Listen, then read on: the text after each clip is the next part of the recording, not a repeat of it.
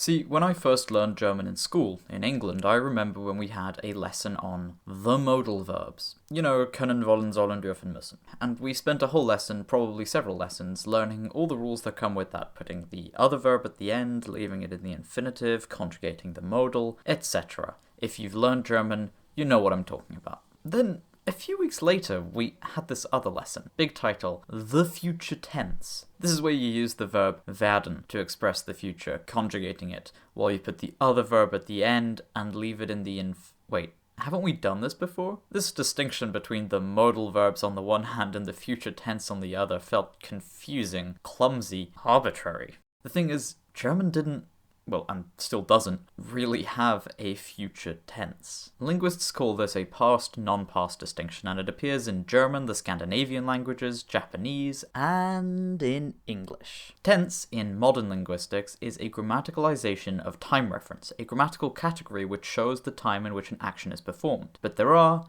confusingly, two more definitions lurking around in various uses. Okay, let's look at it like this. Modern French has all three so-called basic tenses, the past, present, and future. Here we see distinct conjugation patterns, i.e. grammaticalized time reference. But a lot of the time in language learning, teachers will use an imprecise definition of tense, separating these and calling them different tenses, like the perfect tense, the imperfect tense, the pluperfect tense. In more technical linguistics, these three are really all categories of past tense, as they all refer to the same time frame, but they convey different aspects, referring to different extensions over time, such as if the event is completed and singular, or if it is continuous or habitual. If you get far enough into learning French or Spanish, you will come across the subjunctive, which some of my teachers even dared call the subjunctive tense.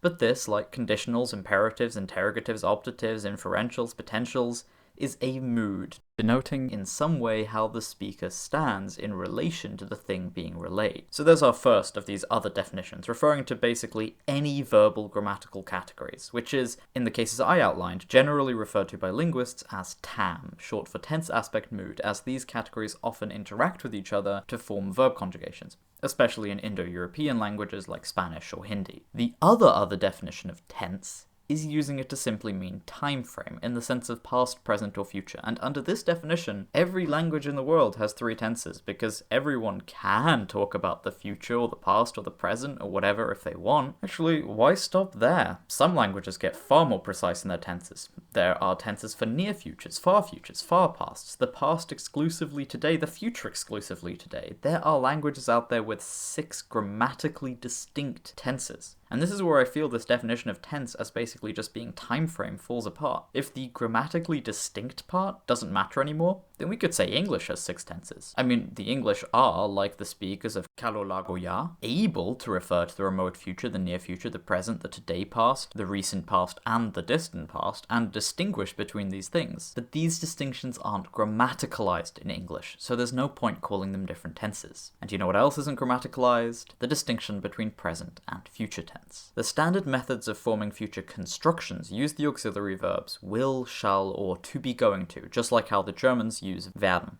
And just like in German, those words have far more in common with words like may, might, should, could, must, to have to want to, than any tense differences in English. These are just more auxiliary verbs, but indicating time frame instead of modality or likelihood or anything else. I'm really not trying to overcomplicate anything. Seriously.